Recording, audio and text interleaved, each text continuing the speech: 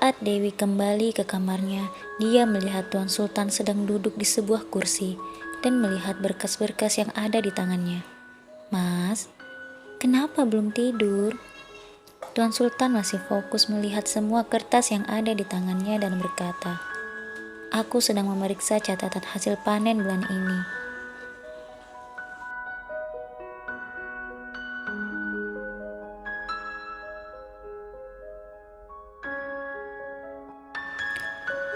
Dewi kembali berkata sambil memeluk Tuan Sultan, "Itu kan bisa dikerjakan besok, Mas. Sekarang sudah larut malam. Ayo kita tidur." Tuan Sultan berkata, "Kamu tidur duluan saja, Dewi.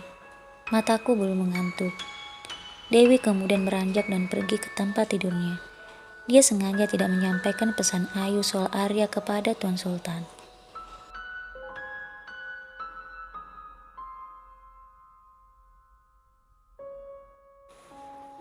Tidak lama kemudian, Tuan Sultan melihat Dewi yang sedang tidur. Lalu dia berkata dalam hati, "Mengapa hatiku merasa tidak tenang? Tidak biasanya aku mengalami hal ini." Tuan Sultan kemudian pergi berbaring di samping Dewi yang tertidur pulas.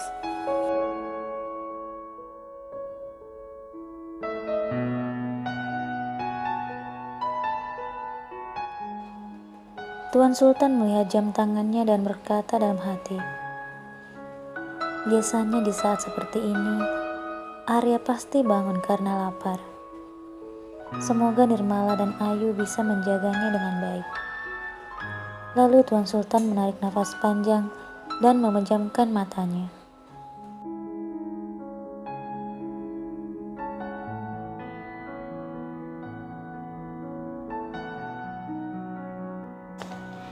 Keesokan harinya, setelah semua bangun, Tuan Sultan pergi ke dapur. Dia melihat Laras dan Dewi sedang sibuk menyiapkan sarapan. "Di mana Nirmala? Biasanya dia ada di sini bersama kalian," kata Tuan Sultan. Semua hanya saling berpandangan. Lalu Laras berkata, "Mungkin dia masih sibuk mengurus Arya, Mas."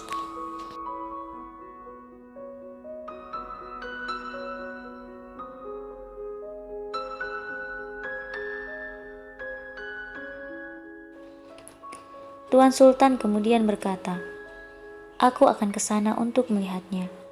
Saat Tuan Sultan hendak melangkah pergi ke kamar Nirmala, tiba-tiba Ayu datang dengan nafas tak beraturan. "Tuan, Tuan Sultan, syukurlah Tuan ada di sini." Tuan Sultan yang terlihat bingung melihat Ayu dan berkata, "Ada apa, Ayu?"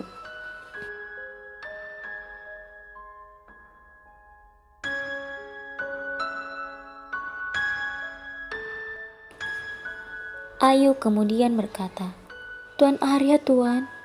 Dengan wajah penuh tanda tanya, Tuan Sultan berkata, "Arya kenapa, Ayu?"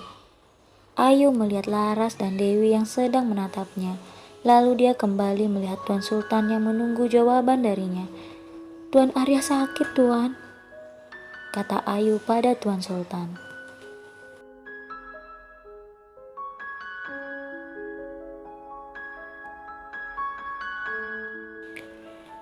Setelah mendengar perkataan Ayu, Tuan Sultan langsung berlari ke kamar Nirmala, yang diikuti oleh Ayu, Laras, dan Dewi. Saat tiba di kamar Nirmala, mereka melihat Nirmala yang sedang menggendong Arya. Tuan Sultan mendekati Nirmala dan memegang anaknya yang terus saja menangis.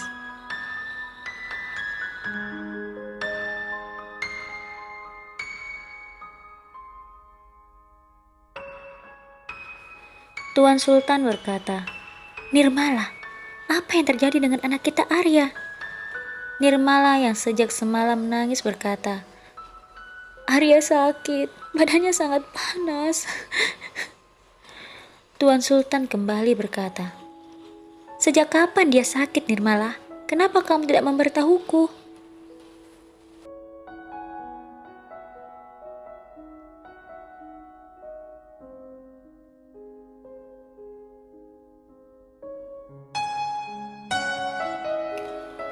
Nirmala dan Ayu saling berpandangan, sementara Dewi membuang muka seakan tidak tahu apa-apa. Tidak lama kemudian Dewi sadar Ayu sedang melihatnya. Namun lagi-lagi Dewi membuang muka.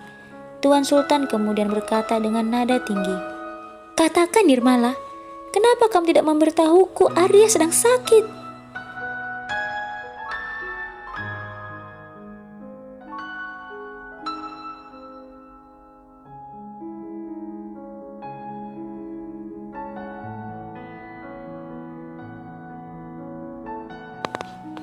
Tetapi Nirmala hanya diam saja.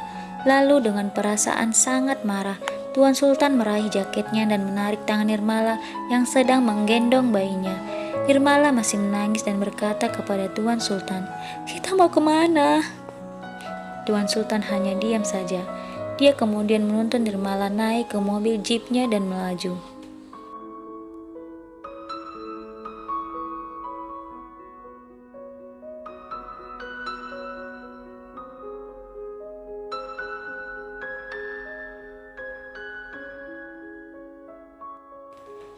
Di sepanjang jalan Nirmala terus memeluk dan mencium anaknya itu.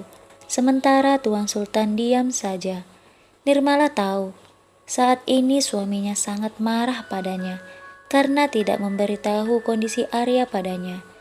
Tetapi Nirmala melakukan itu karena tidak ingin Dewi dan Laras marah padanya, sama seperti beberapa hari yang lalu.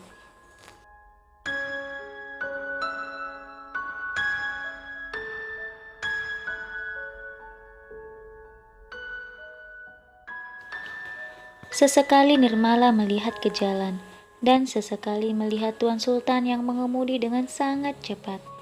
Tidak lama kemudian, tibalah mereka di rumah sakit. Saat dokter dan beberapa perawat menangani Arya, Tuan Sultan memeluk Nirmala yang tak henti-hentinya menangis. "Aku minta maaf Nirmala, karena telah berteriak padamu.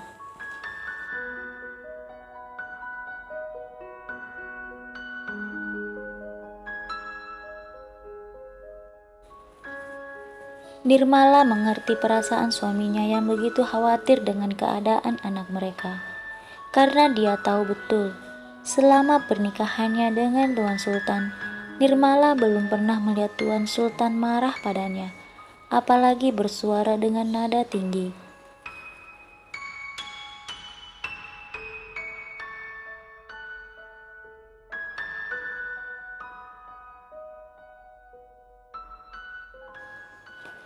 Dan dalam pelukan suaminya, Nirmala masih terus menangis dan berkata, "Aku takut, Mas. Aku takut terjadi sesuatu pada anak kita." Tuan Sultan mencium kening Nirmala dan berkata, "Tidak sayang, Arya adalah anak yang kuat, sama seperti ibunya. Meski cobaan menerpa, dia akan tetap berdiri kokoh."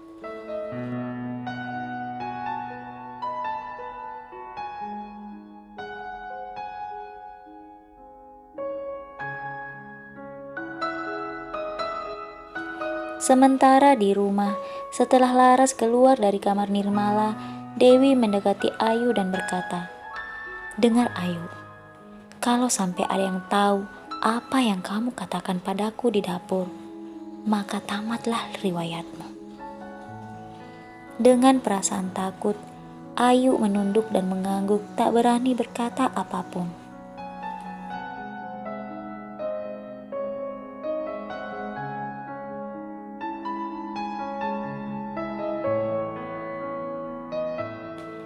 Saat di kamarnya, Laras berkata kepada Dewi, "Ini benar-benar aneh.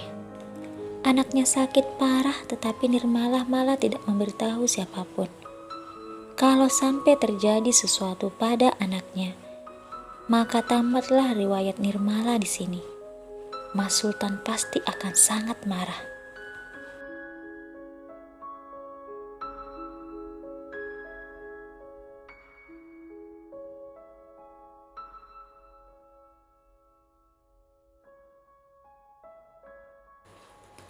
Dewi kemudian berkata, "Mungkin dia ingat dengan pesan Mbak Laras beberapa waktu yang lalu, yaitu jika Mas Sultan bersama dengan kita, sebaiknya dia tidak mengganggu Mas Sultan, iya kan?"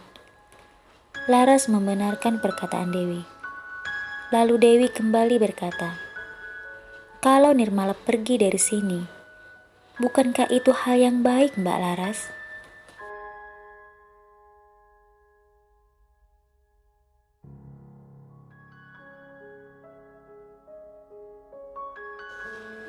Laras berkata, "Ada apa, Dewi?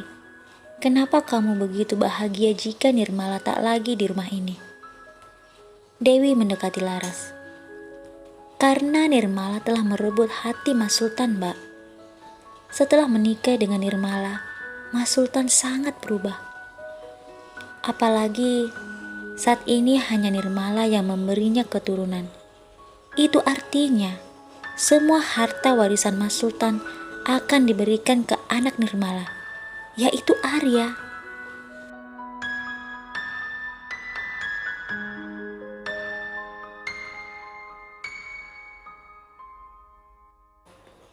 Mendengar perkataan Dewi, Laras terdiam sejenak. Lalu dia berkata, "Kamu benar, Dewi. Kita berdua hanya akan menjadi pelayan bagi Mas Sultan dan juga Nirmala." Dewi pun tersenyum dan berkata, "Aku harap anak Nirmala tidak selamat, Mbak. Dengan begitu, kita hanya perlu menyingkirkan Nirmala dari rumah ini."